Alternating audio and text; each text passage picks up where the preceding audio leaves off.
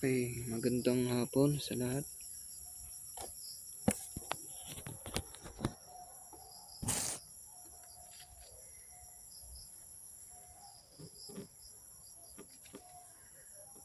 Papakita lang natin ito, yung salita nito na narito sa ating libro. Buong narito na basag ay meron tayo nito. Sana naririnig nyo. Parang mahina yung boses ko. Dadais lang tayo ng konti para marinig nyo.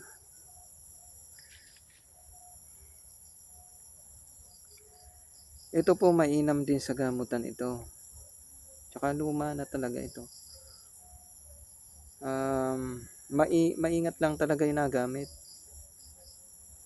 Maingat kasi hindi niya rin tinatangkayan. Kumbaga lagi lang din